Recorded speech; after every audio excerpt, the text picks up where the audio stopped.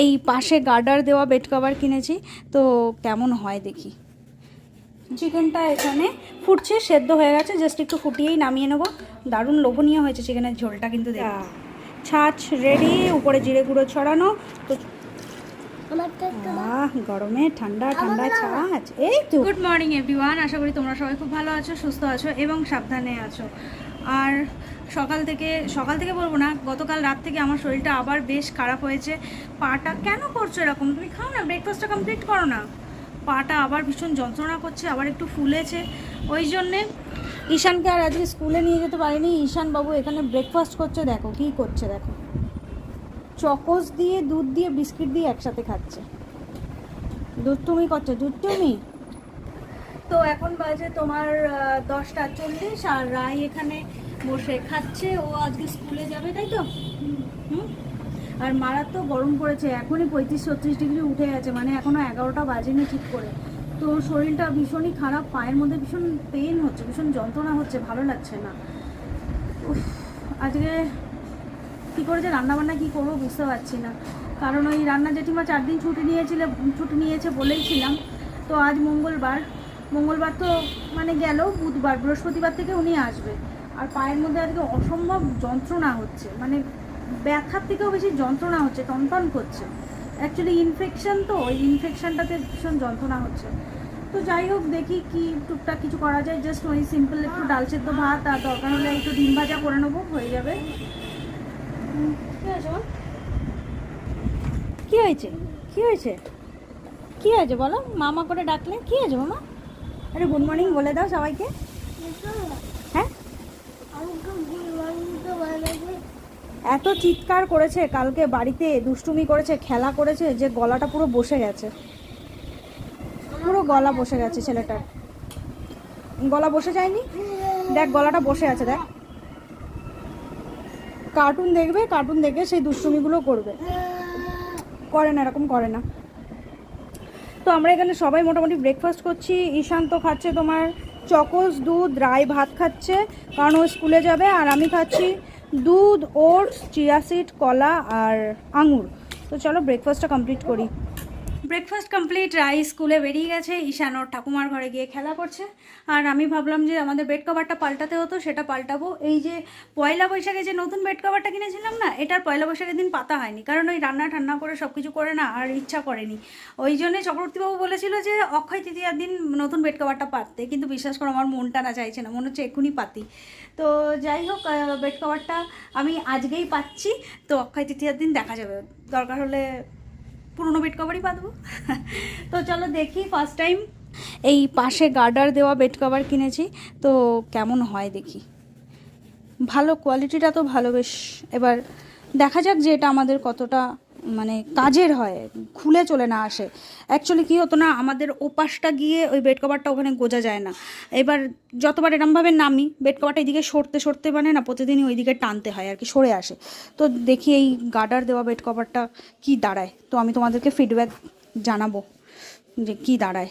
But bed কভারটা না বেশ মোটা, শুয়ে কতটা আরাম পাবো বুঝতে পারছি না। অসময় এসি চলে, অসুবিধা হওয়ার না হওয়ারই কথা। তো চলো আগে পেতে নিই। আর বেড কভারের কালারটা আমার ভীষণ সুন্দর লাগছে। এখানে তো বেড কভারটা পেতে ফেলেছি, আর সুন্দর লাগছে দেখতে, কালারটাও হেভি হয়েছে আমার, একদম পুরো পছন্দের। আর সুন্দর দুটো বড় বড় পিলো কভারও আছে সাথে। এইবার দেখা যাক যে এইটা কতগুলো মানে কতটা কাজ করে এই এলাস্টিকগুলো, এই নামা ওঠা করলে আবার খুলে না আসে, এটাই হলো মেনলি চেক করার। তো চলো, সুন্দর আমার কিং সাইজ বেড, তো পুরোটাই সুন্দরভাবে কভার করে গেছে, সুন্দর হয়েছে, ভালো লাগছে দেখতে। তো কেমন হয়েছে বেড কভারটা প্লিজ তোমরাও কমেন্টে জানাও। তখন ঘরে বেড কভার পেতে মায়ের ঘরে গেলাম, কারণ ওই ঘরে এসিটা চলছিল আর এত গরম লেগে গেছিলো আমার। মায়ের ঘরে গেলাম, মায়ের সাথে একটু কথাবার্তা বললাম, ওখানে বসে এডিট করলাম, বেশ অনেকটা টাইম রেস্ট নিলাম। পায়ে যন্ত্রণাটা একটু এখন হালকা কম আছে। এসে এখন একটুখানি রান্না বসিয়েছি, আর এখানে হচ্ছে ভাত, আর এখানে করব অল্প করে একটু চিকেনের ঝোল, আর ভাবছি যে আজকে প্রেশার কুকারেই করব। আর এখানে চিকেন একটু অল্প করে দেশি চিকেন আমি তুলে রেখেছিলাম, তো সেই চিকেনটা রয়েছে, তো ভাবছি একটু চিকেনের ঝোলই করে ফেলি। এখানে তোমার দই, আদা রসুন বাটা, পেঁয়াজ কুচি, ধনে গুঁড়ো, জিরে গুঁড়ো আর লঙ্কা গুঁড়ো দিয়ে এটাকে ম্যারিনেট করছি। আর এখানে একটু সর্ষের তেল দিয়েছি, আর একটা শুকনো লঙ্কা ফোড়ন দেবো, দিয়ে একেবারে প্রেশারের মধ্যেই বসিয়ে দেবো। আর কালকের একটু টক ডাল আছে, একটু না অনেকটাই টক ডাল আছে, কারণ যেহেতু আমরা রাত্রে কেউ খাইনি সেই জন্য টক ডালটা প্রায় ধরা রয়েছে বলতে গেলেই চলে। শুধু দুপুরে আমি একটু খেয়েছিলাম, রায়ও খাইনি, তো সেই জন্য অনেকটা টক ডাল আছে। তো টক ডাল আর চিকেন কষা দিয়ে, এই চিকেনের ঝোল দিয়ে হয়ে যাবে। তো চলো চিকেনটা আমি বসিয়ে তারপরে ঈশানকে চান করাবো, আমি চান করবো। আর এখন ঘড়িতে প্রায় 1:20 হয়ে গেছে। আমি এখানে 3টে আলু কেটে নিয়েছি, একটা বড় আলু টুকরো করেছি আর একটা ছোটো আলু গোটাই রেখেছি। আলু আর ভাজিনি, এটা মাংসের সাথেই কষিয়ে নেব। তো একদম অল্প মাংস আছে, খুব বেশি একটা মাংস নেই। আর দেশি মাংস বলে আমি প্রেশারে দিলাম, নয়তো এই কড়াইতে করলে না একটু শক্ত শক্তই থেকে যাবে। তো চলো ভালো করে আগে মাংসটাকে বসিয়ে ঈশানকে চান করাই। দেখো আরেকজন মাংসের গন্ধে গন্ধে চলে এসছে, খুশি? হ্যাঁ বাবা, ক্যামেরা করলাম বলে তুমি লজ্জা পুচ্ছ? এটা কি খাচ্ছ? লজেন্স? এই লজেন্সটা খাচ্ছিস তো দেখবি তুই ভাত খেতে পারবি না, চিকেনটা খেতে পারবি না, পুরো জিপটা ছিলবে, এটা পুরো জিপটা ছিলবে। তুই লজেন্সটা ফেল, হ্যাঁ লজেন্সটা ফেল, পুরো জিপটা ছুলবে, ভাত খেতে পারবি না মা। জিপটা ছুলবে না? ইস 50 বার মুখ থেকে বার করছে। ফেলে দে ফেলে দে ফেলে দে। চিকেন হচ্ছে বলে খুব খুশি উনি একেবারে। রান্না এখানে আমাদের কমপ্লিট, ভাত ওখানে হয়ে গেছে, উপর দিয়ে দিয়েছি। এখানে ডালটা সুন্দর গরম করে একটু পাতলা করে নিয়েছি। আর এই যে চিকেনটা এখানে ফুটছে, সেদ্ধ হয়ে গেছে, জাস্ট একটু ফুটিয়েই নামিয়ে নেবো। দারুণ লোভনীয় হয়েছে চিকেনের ঝোলটা কিন্তু দেখতে। আমি ফার্স্ট টাইম এই প্রেশারে চিকেনের ঝোল করলাম, যাই হোক।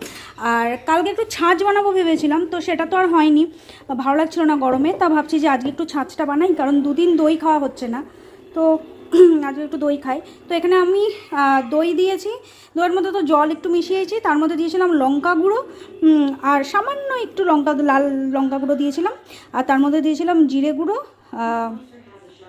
চাট মশলা আর নুন দিয়ে ভালো করে এটাকে গ্রাইন্ড করে রেখেছি। এবার এই যে গুঁড়োটা দিচ্ছি, এটা হলো জিরেটাকে আমি শুকনো খোলায় হালকা করে ভেজে এখানে গুঁড়িয়ে নিয়েছি, গোটা জিরে। এবার এটাকে দিয়ে ভালো করে মিক্স করব, আর যখন খাবো তখন গ্লাসের উপরে ছড়িয়ে দেবো এই জিরে গুঁড়োটা। তো চলো এটাকে এবার ভালো করে মিক্স আপ করে নিই। তো রেডি আমাদের ছাঁচ। এরপরে এটাকে রেখে দেবো ফ্রিজে। রায়ের জন্য রাখবো 1 গ্লাস, আমি আর ঈশান খাবো, আর চক্রবর্তীবাবু খায় না টকের জন্য, উনি আবার টকটা একদম পছন্দ করে না। তো এটা ভীষণই ইজি বানানো, তোমরাও গরমকালে এরম ছাঁচ বানিয়ে খেতে পারো। আর সামান্য একটু চিনি দিয়েছি, যারা মিষ্টি মিষ্টি পছন্দ করে মিষ্টি মিষ্টি খাবে। এবার আমার যেহেতু সুগার বা আমি মিষ্টি অ্যাভয়েড করছি কিছুদিন ধরে, তো সেই জন্যই আমি মিষ্টিটাকে অ্যাভয়েড করেছি। 1 চামচ চিনি দিয়েছি, অল্প, না তো টেস্টটা ঠিক আসবে না। সকাল সকাল হয়ে গেছি চান করে, একটু খিদে পেয়ে গেছিল, ভাই হয়েছে। চলো কি রান্না করছি। এই যে কি করছেন? চলুন এই যে এবার আমরা খাবো, চলুন। চিকেনের ঝোল ভাত, আসুন। তুমি কি ব্লগিং করছো? হ্যাঁ। একটু নিজেকে দেখাও, তোমার দিকে ক্যামেরাটা ঘোরাও। গাইস চলো এটা চ্যানেলটা সাবস্ক্রাইব করে দাও প্লিজ, সাবস্ক্রাইব চ্যানেলটা সাবস্ক্রাইব করে দিন প্লিজ প্লিজ। তাই তো?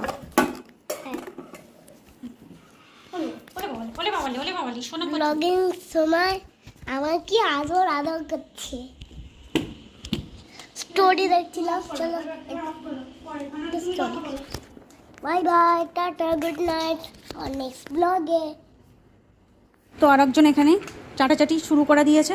তো চলো এবার লাঞ্চ করব। আর আজকে এই যে চিকেনের ঝোলটা হেভি সুন্দর পাতলা পাতলা একটা চিকেনের ঝোল হয়েছে, দারুণ। আর এই তো ছিল টক ডালটা দেখালাম তোমাদেরকে। তো যাই হোক এই দিয়ে আমাদের সুন্দর খাওয়া যাবে। আর এই যে হলো ছাঁচটা, ছাঁচ রেডি, উপরে জিরে গুঁড়ো ছড়ানো। তো চলো আমরা ছাঁচটা ঢেলে নিই। এটা ঈশানের গ্লাস, এইটা আমার গ্লাস। দাও মা একটু, এই এখন দেয় না মা, ওটা গ্লাসের মধ্যে দেবো, এর মধ্যে অনেকটা দেওয়া। খুশি মা, তুমি খুশি? ওকে দাঁড়া।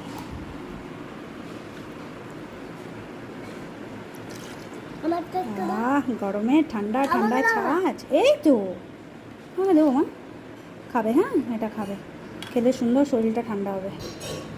বাহ, আর একটুখানি থাক, রায় খাবে, দিদি খাবে এসে। আর উপর দিয়ে এরকম, দারুণ দেখতে। তোমারটা বাহ, সুন্দর সুন্দর সুন্দর। থাক থাক থাক থাক, দিদিরটাতে দেওয়া, দিদি আসুক তো দিদিরটাতে দেবো। চলো এখানে এটা রেখে দিই।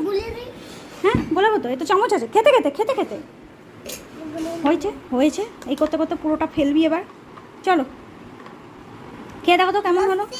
হ্যাঁ খেয়ে দেখো কেমন হলো, খেয়ে দেখো। টেস্টি মা, টেস্টি, পারফেক্ট। চলো চলো খেয়ে নিই, দারুণ লাগছে ছাঁচটা দেখতে। হ্যাঁ এই ছাঁচটা তো এখন বাজে রাত 11টা, সেই দুপুরের পর থেকে আর কিছু ব্লগ করা হয়নি, কারণ আজকে যা গরম পড়েছে শরীর আর সত্যি বলতে বিশেষ পারমিট করছে না। আর এছাড়াও সন্ধ্যা থেকে একটু মনটা খারাপ ছিল, কারণ আমাদের একজন খুব ক্লোজ, মানে চিনি আত্মীয় বলবো না, কিন্তু খুব ক্লোজ একজন চেনা ভালো মানুষ, উনি আজকে মারা গেছেন। তো সেটা নিয়েও মনটা একটুখানি খারাপ ছিল সন্ধ্যার দিকে। আর এছাড়াও এত গরম পড়েছে না, মানে কি আর দেখাবো ব্লগে। তো যাই হোক, এখন বাজে রাত 11টা, এখন সবাই ডিনার করছি। আর এই যে এখন সবাই বলতে এই যে রাই কমপ্লিট, লেবুটা মুখে নিয়ে ভালো লাগছে দেখতে। আর এখন এই যে ঈশানকে খাওয়াবো, তো ঈশানের আছে এই যে চিকেনের ঝোল আর ভাত খাবে। আর এদিকে ওর অফিস থেকে একজন প্রসাদ পাঠিয়েছে, কিছু মনে হয় গন্ধেশ্বরী পুজো বা সামথিং কিছু হয়তো ছিল, আজকে কিছু একটা পুজো ছিল, তো সেই পুজোর প্রসাদ, পোলাও আর আলুর দম। তো এই হলো আজকে সারাদিনের খুব সিম্পল নর্মাল একটা ব্লগ ছিল। তো যদি ভালো লেগে থাকে প্লিজ চ্যানেলকে অবশ্যই একটু সাপোর্ট করে পাশে থেকো। আর এই গরম পড়েছে, গরমে তোমরাও ভীষণ সুস্থ থেকো, সাবধানে থেকো, আর যতটা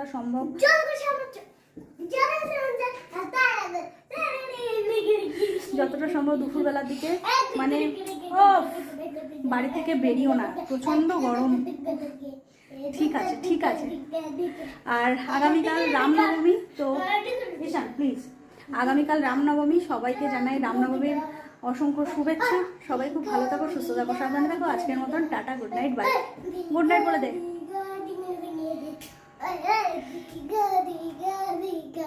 কি হচ্ছে এটা, কি নাচ গান হচ্ছে, কি নাচ গান হচ্ছে এটা, কি নাচ গান হচ্ছে। তো চলো দুষ্টুমি চলতেই থাকবে।